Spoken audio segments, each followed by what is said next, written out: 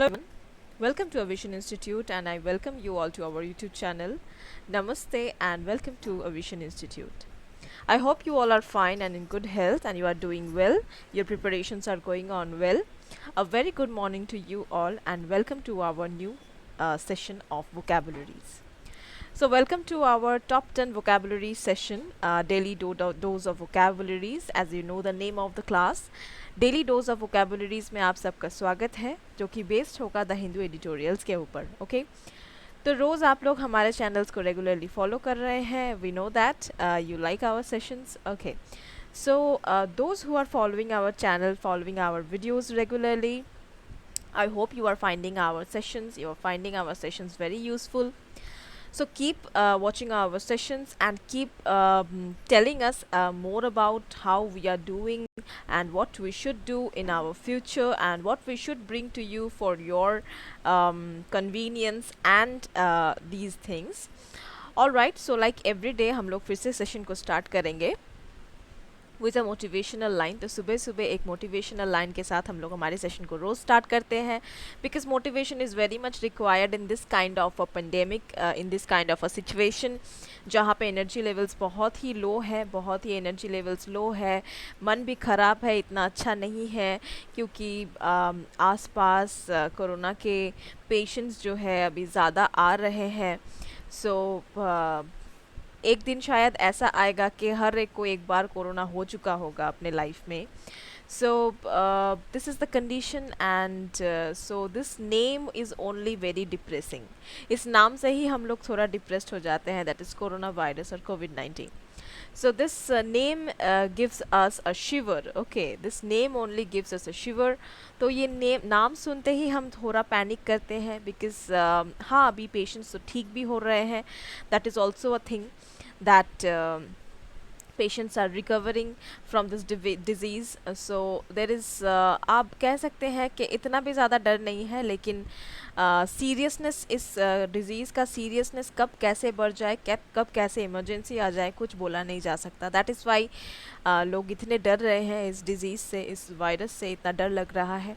So in this situation, in this kind of a situation जहाँ पे इतना अनिश्चयता है, सारे चारों ओर हमारे there is a problem of we are not secure. Okay, we are not secure, we are not we are having a threat because of this disease, because of this virus. So we are not secure, right? We can just do is to take precautions. बस यही हम लोग कर सकते हैं कि हम लोग precautions ले ले. तो ये मन की शांति है. वी डोंट नो किस हद तक ये प्रिकॉशंस हमें सेव कर रहा है, हमें बचा रहा है, ये भी हमें नहीं पता. So nobody knows that. किसी को भी ये नहीं पता कि the alcohol sanitiser 70% 80% alcohol sanitisers are saving us from this virus or not, or the masks that we are using, they are saving us from this virus or not. Nobody knows that, right? But just we can do is to take precautions. इससे ज़्यादा हम लोग और कुछ नहीं कर सकते. All right. So with this motivation for today, let us see what is our motivation for today. Okay. Let us see what is our motivation for today. आज का motivation थोड़ा देख लेते हैं. I am thankful for all of those who said no to me. It's because of them I am doing it myself. So this is a very interesting line. Very very interesting line. ये हमेशा ये उन लोगों के लिए है जो लोग लाइफ में हमेशा ये उन लोगों का बोलने का हैबिट होता है कि मैं नहीं कर सकती, मुझसे नहीं होने वाला. ओके, तो और उन लोगों के लिए भी है जो लोग ज़्यादातर अपने काम के लिए दूसरे के ऊपर डिपेंड करते हैं, राइट? कि मम्मी कर देंगी, मम्मी तो है मम्मी कर देगी, पापा कर देंगे, ये तो पापा ही करते हैं, ये मैं क्यों करूँ, मेरा काम नहीं है, पापा का काम है, मेरा काम नहीं है, मम्मी का काम है, मेरा काम नहीं है, भैया का काम है. ओके, सो ये उन लोगों के लिए जो लोग डिपेंडेंसी में बहुत ज़्यादा भरोसा करते हैं. So no, you should be self dependent, you should be self dependent. किसी और के ऊपर डिपेंड नहीं करना चाहिए, right? Because you don't know कैसा सिचुएशन कब आ जाए कि आपको वो काम अकेले करना पड़े, और तब आप जो डिफ़िकल्ट सिचुएशन में पड़ोगे, डिफ़िकल्ट सिचुएशन आप फेस करोगे, वो ज़्यादा डिफ़िकल्ट होने वाला है। इससे अच्छा है कि जब तक पापा मम्मी सब अच्छे हैं, भाई भाई बहन सब एक साथ है, थोड़ा काम सीख लेते हैं, right? So it's just a lesson of life. So what is the meaning of this line? पहले line का meaning समझ लेते हैं. I am thankful for all of those who said no to me. तो मैं उन सब के ऊपर थैंकफुल हूँ, मैं उन सबको धन्यवाद देना चाहती हूँ जिन लोगों ने मुझे ना कहा कि नहीं नहीं, हम तुम्हारा काम नहीं कर सकते, ओके, नहीं होने वाला, ओके। तो जिन लोगों ने मुझे ना बोला है मुंह के ऊपर, उन लोगों के ऊपर मैं थैंकफुल हूँ, उन लोगों को मैं थैंक यू बोलना चाहती हूँ। क्यों? क्योंकि it is because of them, क्योंकि उनके वजह से ही I am doing it myself. मैं आज वही काम जो आप लोगों ने ठुकरा दिया था, मेरा काम आप लोगों ने नहीं किया, आप लोगों के वजह से ही मैंने वो काम सीख लिया, मैं अपने आप आज वो काम कर सकती हूँ।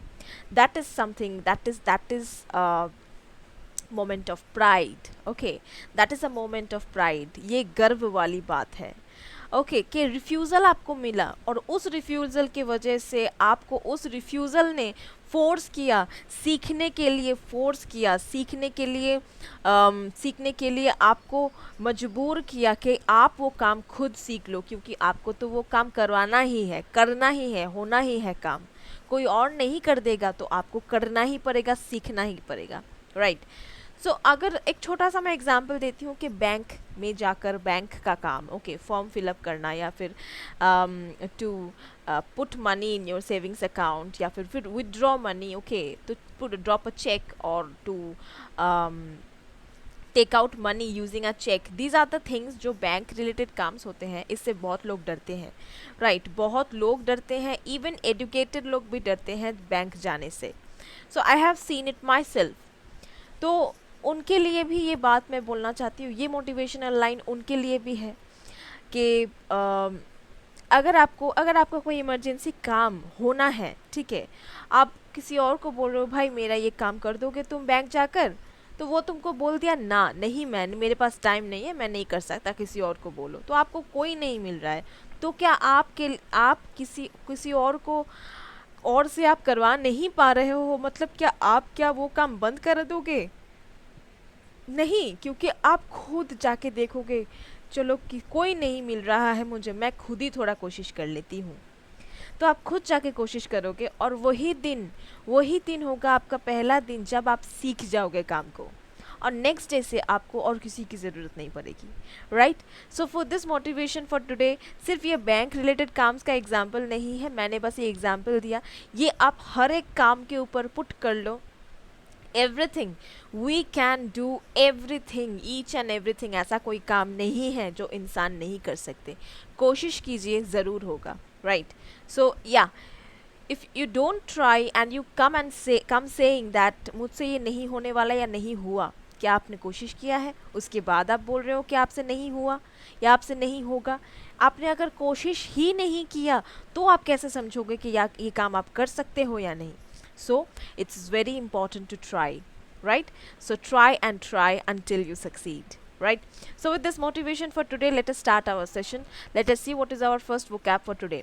हमारा आज का पहला vocabulary word जो है वो है abate, A-B-A-T-E, abate। abate जो है ये एक verb है। अच्छा, तो एबेट कहाँ से रिलेशन है वर्ड का? एबेटमेंट के साथ, ओके। एबेटमेंट ये जो वर्ड है, ये अगर आप लीगल कहीं पे अगर आप लॉ से रिलेटेड कोई आर्टिकल पढ़े हैं, या फिर एनीबडी रिलेटेड, आप लोगों में से कोई भी अगर लॉ के साथ रिलेटेड है या फिर कोई लॉ स्टूडेंट है, तो आपको एबेटमेंट के बारे में ज़रूर पता होगा। So abate is a verb, abate एक वर्ब है जिसका मीनिंग हिंदी में होता है रोकथाम करना, okay. In English you can say to reduce in degree or intensity, तो डिग्री या फिर इंटेंसिटी कम हो जाना, दैट इज़ कॉल्ड अबेटमेंट। और you can also say that yes, मतलब कम हो जाना, okay, that is called abate. So synonyms इसके हो सकते हैं सबसाइड, डाई डाउन, या फिर die away, die out, drop off, या फिर ड्रॉप अवे, ये सारे इसके सिनोनिम्स हो सकते हैं अबेट के, एंटोनिम्स हो सकते हैं इंटेंसिफाई, एडवांस, एक्सटेंड, डेवलप, ये सारे हो सकते हैं एंटोनिम्स। तो how to use it in a sentence, इसको सेंटेंस में कैसे यूज करें? I hope this medicine will abate the pain in my leg. तो मैं आशा करती हूँ कि ये जो मेडिसिन मैंने यूज़ किया है ये मेरे पैर में जो दर्द है, मेरे पैर में जो दर्द है उसको बहुत हद तक अबेट कर सकेगा, मतलब कम कर सकेगा, ये मेरा आशा है, राइट? मैं ऐसा सोचती हूँ। Let us see what is our next word. Our next vocab for today is resigned. Okay, RESCIND, that is resigned. Resigned जो है ये एक वर्ब है जिसका मीनिंग हिंदी में होता है रहू कर देना. Okay, no, I'm sorry, just bear with my Hindi. Okay, it's रद्द कर देना. Okay, resigned means in English to revoke or you can say cancel, repeal. तो repeal ये जो भाषा है ये हमेशा आइन के लिए यूज़ होता है, लॉ के लिए. ओके, तो कोई भी लॉ रिलेटेड भाषा, एनी लॉ, ऑर्डर या फिर एग्रीमेंट, ये सारे रिपील होते हैं, ये सारे कैंसिल नहीं होते, रिवोक नहीं होते. तो कोई लॉ मतलब अगर कोई लॉ बुक से कोई सेक्शन को निकाल दिया गया या फिर उसको उस सेक्शन को कटवा दिया गया कि ये सेक्शन अब इस एक्ट में नहीं रहेगा.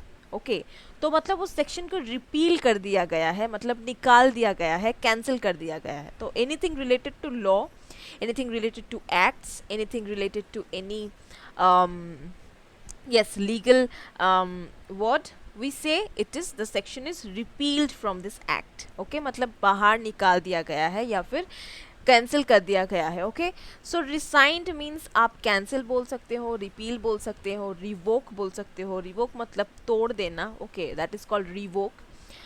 You can also say to take back or control. तो किसी चीज़ को कंट्रोल करना या फिर ले लेना, that is also called rescind. Okay, ले लेना. सो सिनोनिम्स इसके हो सकते हैं revoke, repeal, cancel, reverse, abrogate, ये सारे सिनोनिम्स हो सकते हैं. एंटोनिम्स हो सकते हैं एनफोर्स, इनैक्ट, ये सारे एंटोनिम्स हो सकते हैं. इसको सेंटेंस में कैसे यूज़ करें? Once their union demands were met, the workers agreed to resign the strike. तो जब यूनियन के डिमांड्स को अगर आप फुलफिल कर दोगे, यूनियन के डिमांड्स को मेट हो जाएगा, मतलब फुलफिल हो जाएगा, the workers agreed to resign the strike. तो वर्कर्स ने कहा कि हम स्ट्राइक को रिसाइन कर लेंगे, मतलब हम स्ट्राइक को उठा लेंगे, स्ट्राइक ख़त्म कर देंगे अगर यूनियन के डिमांड्स को आप मान लेंगे तो. That is called rescind, right? Let us see our next word. Our next, so we don't have our next vocabulary, we have our first idiom with us. So let us see what is our first idiom. हमारा पहला idiom आज का क्या है? ये एक food idiom है. क्या है ये? Fat is in the fire. Okay, fat is in the fire, or you can say fat in the fire. Okay, fat in the fire का मीनिंग क्या होता है? फैट इन द फायर का meaning होता है बिग ट्रबल या फिर problem ahead, मतलब आने वाला है, कोई बड़ा प्रॉब्लम या फिर बड़ा ट्रबल आने वाला है. That is called fat in the fire. तो इसको कैसे यूज़ करें सेंटेंस में, इस ईडियम को देख लेते हैं. When she discovered his lies, जब उसने उसके लाइज को, लाइज मतलब झूठ को डिस्कवर किया, मतलब उसको पता चला कि वो झूठ बोल रहा था. There was fat in the fire, मतलब ऐसा लगा कि बहुत ज़्यादा प्रॉब्लम जो है अब आने वाला है, शुरू होने वाला है, जब उसको पता लग गया कि वो बहुत दिनों से झूठ बोल रहा था, राइट? तो अब प्रॉब्लम आने वाला है या शुरू होने वाला है, right? Let us see what is our next word for today. Our next word is sullen. SULLEN, that is sullen. Sullen जो है ये एक एडजेक्टिव है जिसका मीनिंग होता है उदास. Okay, in English you can से बैड टेम्पर्ड या फिर सल्की या फिर ग्लूमी, ये सारे हो सकते हैं इसके similar words. Okay, bad tempered मतलब अच्छे मूड में नहीं होना, that is called sullen. Synonyms हो सकते हैं इसके morose, resentful, glum, frowning, grumpy. Antonyms हो सकते हैं agreeable, bright, cheerful, friendly, gentle, ये सारे इसके एंटोनिम्स हो सकते हैं. सेंटेंस में कैसे यूज करें? When my toddler is sullen, he can usually be cheered by music. तो मेरा जो टॉडलर है, टॉडलर मतलब बहुत छोटे बच्चों को टॉडलर कहा जाता है, मतलब जो बच्चे ठीक से चल नहीं पाते हैं, अभी तक चलना सीखा नहीं है अभी तक जिन बच्चों ने, और you can say the between the age of below 3 to 4 years old, right? So basically a baby is called a toddler. When my toddler is sullen, तो मेरा जो या मेरी जो टॉडलर है वो जब सलन हो जाती है, सलन मतलब वो जब उदास हो जाती है, मतलब उसका मूड ठीक नहीं रहता है, उसका टेम्परामेंट ठीक नहीं रहता है, तो he can usually be, so it's a boy, he can usually be cheered by music. उसको म्यूजिक सुना के चीयर कर सकते हैं हम, राइट? तो वो चीयर्ड अप हो जाता है म्यूजिक सुनकर, right? That is called sullen. Sullen एक एडजेक्टिव है, ये भी याद रखिएगा. All right. What is our next word? Our next word is magnanimous. Okay, magnanimous. Magnanimous is an adjective. ये एक adjective है जिसका मीनिंग हिंदी में होता है उदार. ओके, मैग्नानिमस का को इंग्लिश में आप समझ सकते हैं जेनरस या फिर फॉरगिविंग. तो जिसका एटीट्यूड या फिर जिसका कैरेक्टर हो बहुत फॉरगिविंग, मतलब जो बहुत मतलब जिसका कैरेक्टर में है कि वो बहुत जल्दी माफ़ कर देता है, right? Specially towards a rival और लेस पावरफुल पर्सन. तो अगर आपका कोई राइवल है, मतलब आपका कोई एनिमी है, और आप उसको बहुत एफर्टलेसली स्मूथली आप उसको माफ़ कर देते हो बार बार, that is called your character is a magnanimous character. मतलब आप बहुत फॉरगिविंग नेचर के हो, that is called magnanimous. Okay, synonyms इसके हो सकते हैं benevolent, philanthropic, chivalrous. Okay, antonyms हो सकते हैं स्टिंगी, सेल्फिश, अनचैरिटेबल. ये सारे एंटोनिम्स हो सकते हैं. How to use it in a sentence? Even though the defendant had broken the law, the magnanimous judge gave him the lightest sentence possible. तो इसका मतलब क्या है? Even though the defendant had broken the law, defendant ने हमारे law को break किया है, लॉ एंड ऑर्डर को ब्रेक किया है. मे बी कोई सेंटेंस में, मे बी कोई एक्ट में ऐसा कोई लॉ है जिसको उन्होंने ब्रेक किया है डिफेंडेंट ने. ऑलराइट, नाउ द मैग्नानिमस जज, मतलब ये जो जज थे कोर्ट के, ये बहुत फॉरगिविंग नेचर के हैं. मतलब इतना रूड पनिशमेंट या फिर हार्श पनिशमेंट देने में वो विश्वास नहीं करते, तो हमेशा वो बहुत लाइट पनिशमेंट ही देते हैं. तो डिफेंडेंट ने लॉ को तोड़ा है, फिर भी मैग्नानिमस जज ने क्या किया? लाइटेस्ट सेंटेंस पॉसिबल, मतलब जितना कम हो सकता था उतना कम देने की कोशिश किया. सेंटेंस मतलब जेल इम्प्रिजनमेंट, राइट? तो जेल इम्प्रिजनमेंट उसको जितना कम हो सकता था उतना कम उन्होंने दिया. Alright, let us see our next word. Our next word is odious. Okay, ODIOUS, that is odious. Odious एक एडजेक्टिव है जिसका मीनिंग हिंदी में होता है घृणित. ओके, और यू कैन से इन इंग्लिश एक्सट्रीमली अनप्लीजेंट और रिपल्सिव. मीन्स जो बिल्कुल भी अनप्लीजेंट है, मतलब बिल्कुल अच्छा नहीं है, देखने में अच्छा नहीं लगता. Repulsive kind of. Repulsive means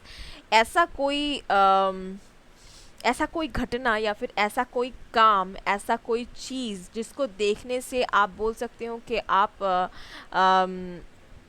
इसको टीवी में दिखाओगे तो आप मतलब कोई बहुत ज़्यादा वायलेंट फिल्म, ओके, जिसको देख नहीं पाओगे आप, मतलब बहुत सारा ब्लडी वॉर्स है उसमें, बहुत सारा खून खराबा है. Okay, that is called something repulsive in nature.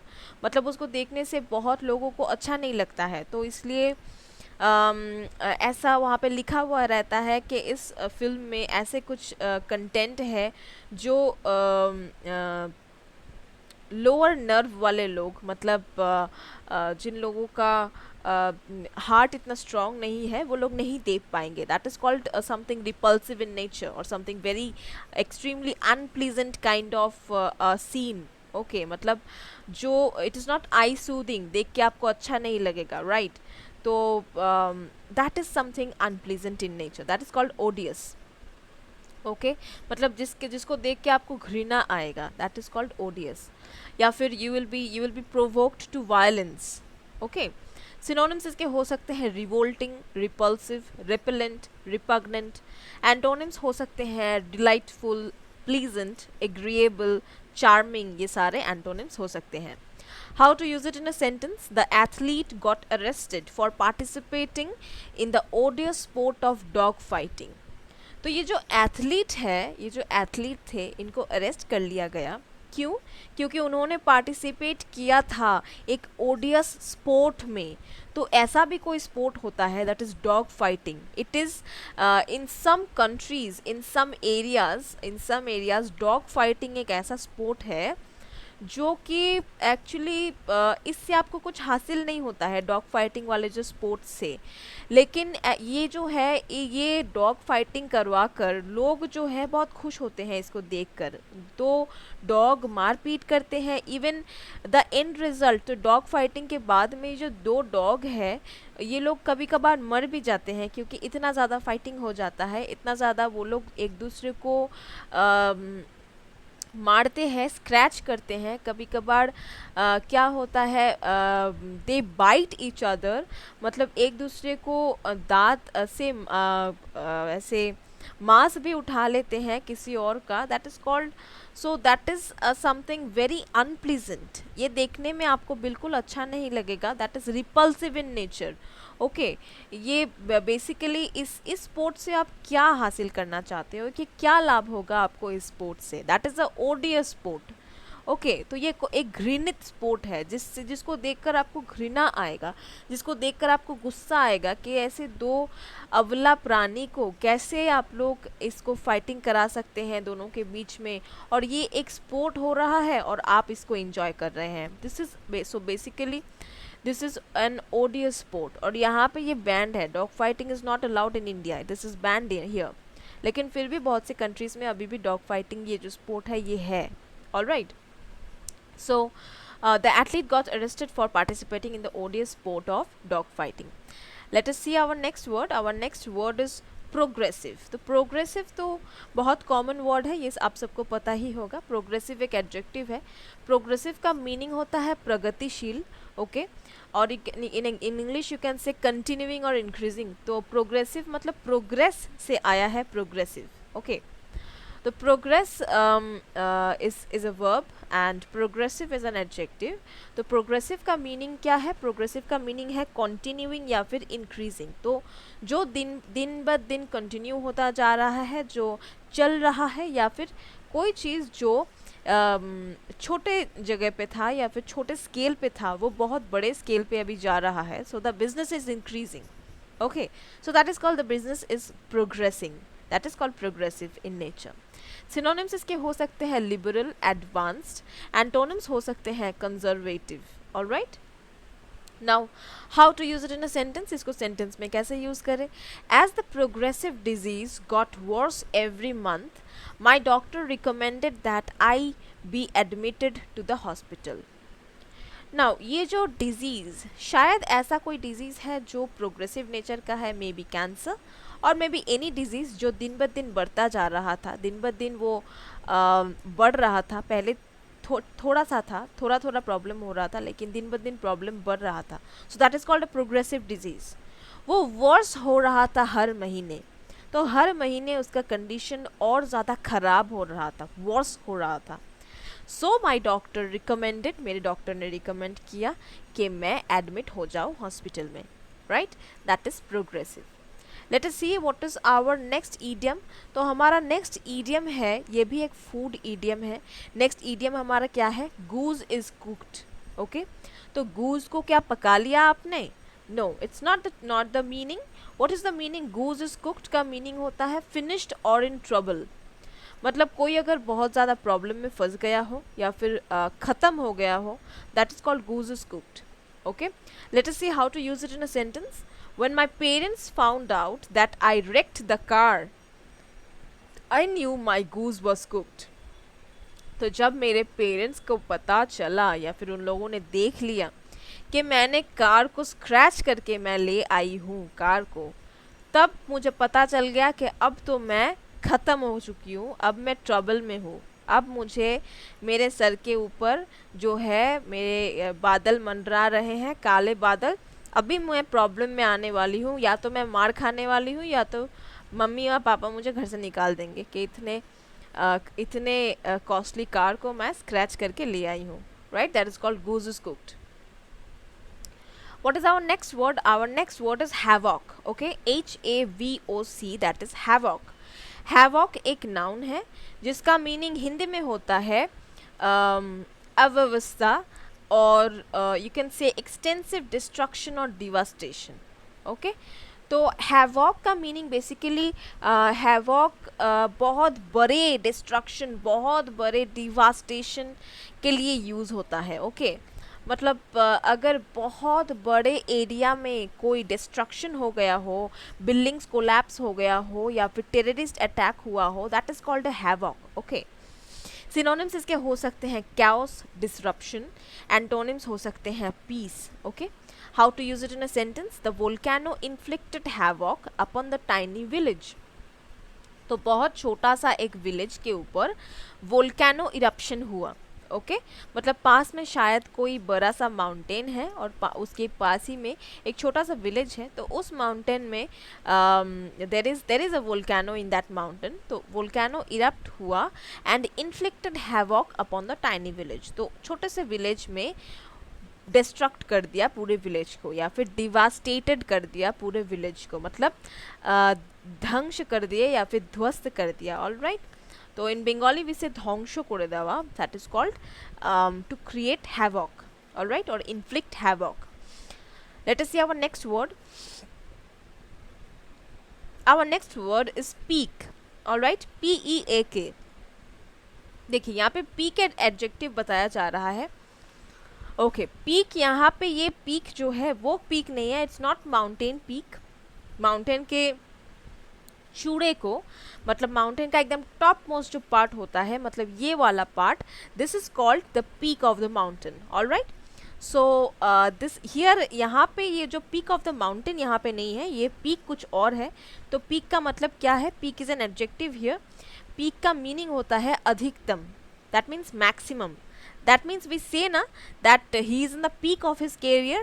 That means he is in the top of his career. मतलब ये best moment है, best time है उसके career का, right? He has achieved everything. So that is called peak, which is called maximum. Synonyms हो सकते हैं maximum and top. Antonyms हो सकते हैं minimum. How to use it in a sentence? Traffic reaches its peak between 9 and 10 in the morning. तो सुबह के 9 से 10 बजे के बीच में ट्रैफिक जो होता है वो पीक तक पहुंच चुका होता है. मतलब ट्रैफिक जो होता है सबसे डेंजरस कंडीशन होता है ट्रैफिक का 9 से 10 बजे के बीच में सुबह को. Alright, that is called peak. Let us see our next word. Our next word is flout. FLOUT, flout. Flout एक वर्ब है जिसका मीनिंग हिंदी में होता है अवज्ञा करना. ओके, अवज्ञा करना is called flout. So in English you can say to intentionally disobey, or you can say defy. तो अगर आप intentionally किसी लॉ को या फिर किसी रूल को intentionally आप disobey कर रहे हैं, मतलब नहीं मान रहे हैं, then that is a flout. Okay, synonyms इसके हो सकते हैं go against या फिर scorn, मतलब उसके against आप जा रहे हो, आपको लॉ नहीं मान रहे हो, आप उसके against जा रहे हो, that is called flout. Antonyms हो सकते हैं observe. अब सेंटेंस में इसको कैसे यूज करें? People find themselves in trouble because they think they are clever enough to flout the law without getting caught. तो लोग, कॉमन पीपल, हमेशा अपने आप को कुछ ना कुछ ट्रबल में, कुछ ना कुछ प्रॉब्लम में फंसा लेते हैं. क्यों? क्योंकि वो लोग सोचते हैं कि हम लोग इतने ज़्यादा बुद्धिमान हैं, we are clever enough to flout the law, कि हम लोग लॉ तोड़ देंगे और हम लोगों को कोई पकड़ेगा भी नहीं. इसीलिए ज़्यादातर लोग अपने आप को इतना चालाक समझते हैं कि हम लॉ तोड़ देंगे, हम क्राइम कर देंगे, लेकिन कोई हमें नहीं पकड़ेगा, किसी को पता नहीं चलेगा. And we will roam about freely, घूमेंगे फ्रीली. जो लोग ऐसा सोचते हैं वही लोग ट्रबल में पड़ते हैं. ओके, तो आज तक फिर ऐसा होता कि दुनिया में जितने क्राइम कर रहे हैं लोग, जितने मर्डर हो रहा है, रेप हो रहा है, कोई भी फिर पकड़ा नहीं जाता. सब क्राइम करके बस फ्रीली घूमते. जो लोग ये क्राइम करते हैं वो लोग यही सोचते हैं कि हम लोग ये करके बच जाएंगे, घूमेंगे, कोई पकड़ेगा नहीं, हमें किसी को पता नहीं चलेगा, इसीलिए वो लोग ये क्राइम करते हैं, राइट। लेकिन ये लोग, जो लोग ये सोचते हैं और अपने आप को इतना ज़्यादा बुद्धिमान समझते हैं, इतना ज़्यादा चालाक समझते हैं, वही लोग ट्रबल में फंसते हैं। And they must know that if you break the law you can not roam about freely. अगर आप लॉ तोड़ोगे, अगर आप लॉ के अगेंस्ट जाओगे तो आपको सज़ा तो मिलेगा ही, आप बच नहीं सकते, right. Let us see what is our next word. Our last vocab for today is bitter sweet. Bitter sweet एक एडजेक्टिव है जिसका मीनिंग होता है मीठापन जिसके अंत में कटुता हो, मतलब बहुत ज़्यादा मीठा। देखिए हम लोग बोलते हैं ना कि ये थोड़ा ज़्यादा मीठा बोलता है ये आदमी, मतलब अगर बहुत ज़्यादा मीठा कोई बोले तो आपको उसके ऊपर डाउट होगा, उसके ऊपर संदेह होगा कि ये आदमी इतना इतना ही अच्छा है या मीठा बोलता है, या फिर उसके मीठे बोलने के पीछे कोई और रहस्य है, कुछ और टाइप है, या फिर वो आदमी ऐसा नहीं है, राइट। ज़्यादा मीठा होने से ही हमें क्या होता है, डाउट होता है। That is called bitter sweet. Okay, in English you can say something that offers both joy and pain, or the taste of sweet and bitter together. तो बिटर स्वीट को इंग्लिश में क्या कह सकते हैं कि जहाँ पे आनंद और दुख दोनों एक साथ हो, that is called bitter sweet. मतलब ऐसा आपके साथ हो रहा है कि आप कभी हंस भी रहे हो, कभी रो भी रहे हो, that is called bitter sweet. Okay, या फिर taste of sweet and bitter together, तो आपको स्वीटनेस और बिटरनेस दोनों का ही आपको एक साथ स्वाद मिल रहा है, that is called bitter sweet. Synonyms हो सकते हैं टैंजरिन, एंटोनिम्स हो सकते हैं हैप्पीनेस। अब एग्जाम्पल देख लेते हैं सेंटेंस में कैसे यूज़ करेंगे। Because the movie was bitter sweet I found my self laughing and crying in the theatre.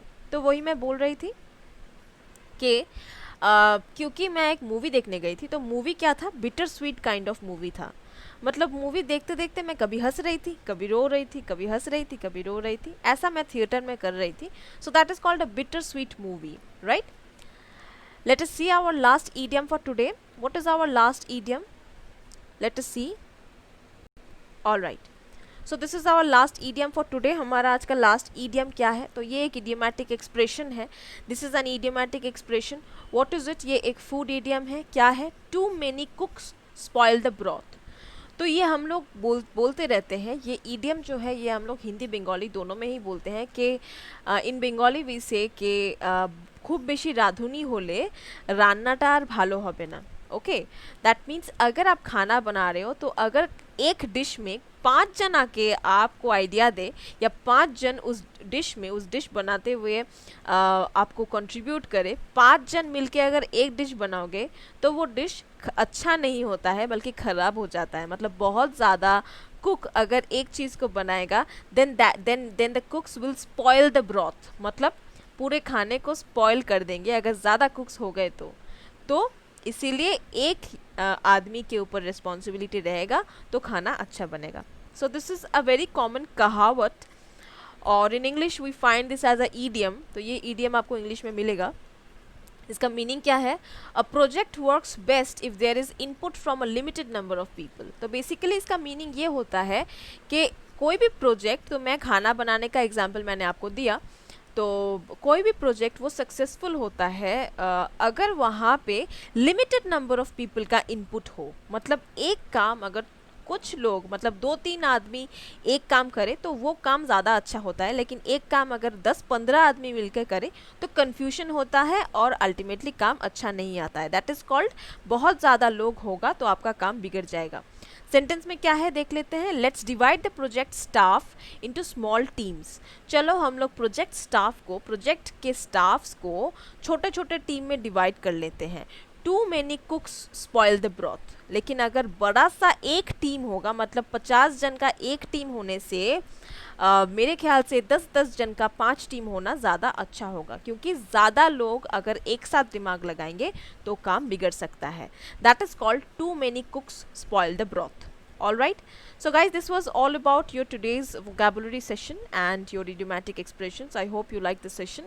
If you like the session, do click on the like icon, and yes, click on the bell icon and subscribe our channel. If you are new to our channel, do subscribe to our channel. And yes, we will try to bring to you more new topics and more new videos, and we will try to encourage you all for to studies towards studies, and like this we will bring to you different kinds of videos, different kinds of pattern of studies, and if possible you can also give us ideas. You can write to us in the comment section and give us ideas how to improve ourselves, how to